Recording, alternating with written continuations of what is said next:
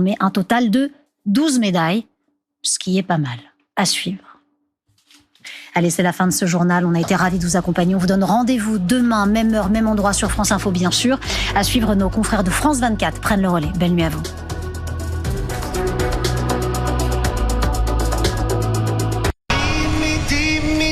Pour tous ceux qui veulent savoir le temps qu'il fait, retrouvez la météo avec Trenitalia. Au départ de Paris, Lyon, Milan et Marseille. Retrouvez la météo avec Maison France Confort, leader de la construction en France. Maison France Confort, le bonheur bien construit.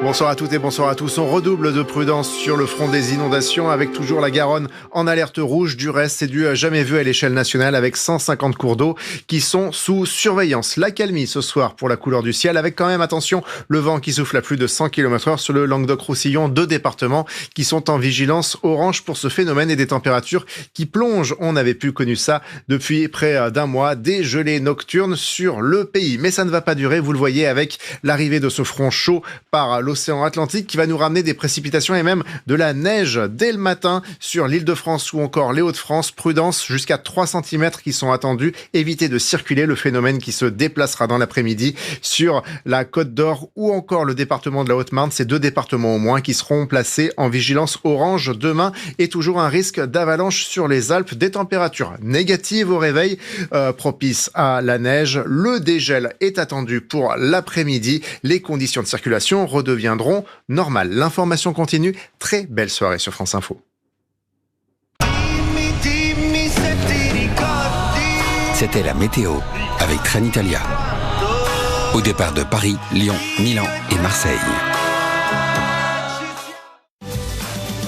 C'était la météo avec Maison France Confort, leader de la construction en France. Maison France Confort, le bonheur bien construit.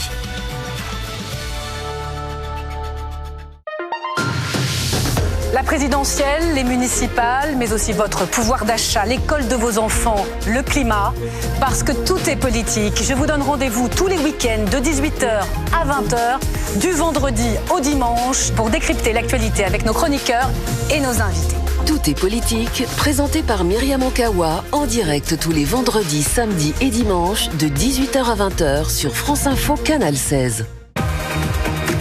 Le plaisir du sport, c'est toute l'année sur France Télévisions. Coupe de France de football. Cette Coupe de France, qu'elle est absolument folle. Challenge Cup et Champions Cup. Elle est passée.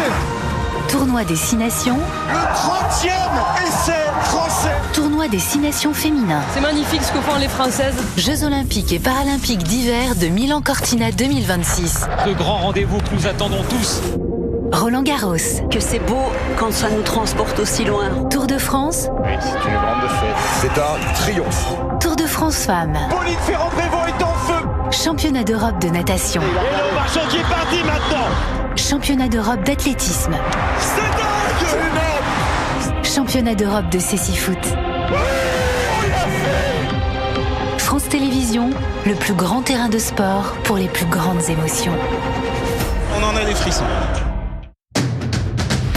On se retrouve tous les week-ends à 6h30 pour prendre connaissance de toute l'actualité de la nuit passée et des principaux thèmes de la journée. On est ensemble pour 3 heures d'infos avec nos chroniqueurs et nos invités. La matinale week-end de France Info, du vendredi au dimanche à 6h30 avec Jamel Mazy et Brigitte Boucher, en direct sur France Info Canal 16. On se donne rendez-vous le samedi et le dimanche à 10h parce que l'actualité sociale et internationale, elle s'écrit bien souvent le week-end. On sera là, fidèle au poste, avec nos experts, nos chroniqueurs pour tout vivre en direct avec vous. Le 10h midi, c'est tous les samedis et dimanches en direct avec Florence O'Kelly sur France Info Canal 16.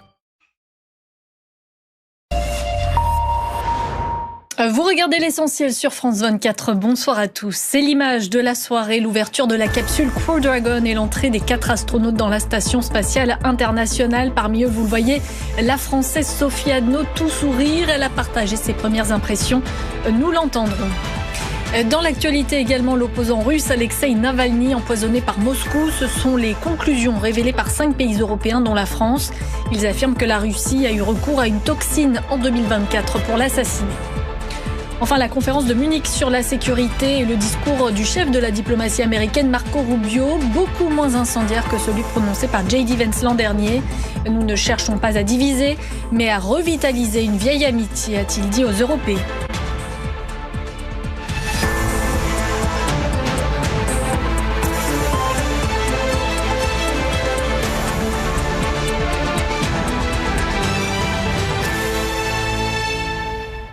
C'est donc parti pour 8 mois à bord de la Station spatiale internationale. Après plus de 30 heures de voyage, la Française Sophie Adno a fait son entrée à bord de l'ISS avec 3 autres astronautes. Vous avez pu le suivre en direct sur notre antenne. La mission Crew 12 a rejoint les 2 astronautes américains et le cosmonaute russe qui était déjà à bord. Je vous propose d'écouter les premiers mots sur place de Sophie Adno. C'était un sacré périple, mais c'était très drôle. C'était super d'avoir l'aide de Jessica et André. Ils sont très généreux et ont partagé leurs précieux conseils avec nous. Je leur suis très reconnaissante. La première fois que j'ai vu la Terre de si loin, c'était bouleversant. La Terre est si belle de là-haut. Nous ne voyons aucune frontière d'ici. Et c'était un moment incroyable de voir ça pour la première fois.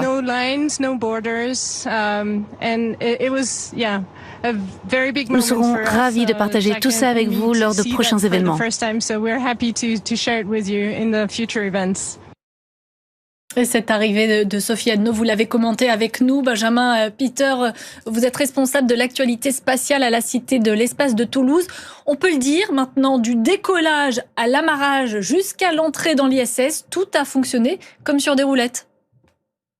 Oui, tout se passe très bien, effectivement. C'est une procédure qui est rodée, il faut le dire, puisque ça arrive à peu près tous les 6 mois, maintenant tous les 8 mois, puisqu'on va basculer sur des séjours un peu plus longs. Mais oui, tout s'est bien passé et on est toujours soulagé quand ça se passe bien au final. Surtout dans ce cas-là, puisque voilà, il y a Sophie Adno qu'on a accompagnée, qu'on a suivie depuis sa sélection en 2022. Voilà, nous ici à la Cité de l'Espace, on l'a accueillie, on l'a rencontrée, donc forcément il y a quelque chose de très fort. On était heureux de pouvoir vivre ça hier déjà, le décollage, jusqu'à l'amarrage, et puis la voir si souriante, si heureuse, entrer dans la station, réaliser son rêve, et puis voir la Terre d'en haut. On sent que c'est vraiment son rêve qui se réalise, et on est très heureux de l'avoir vu comme ça, oui. Les 4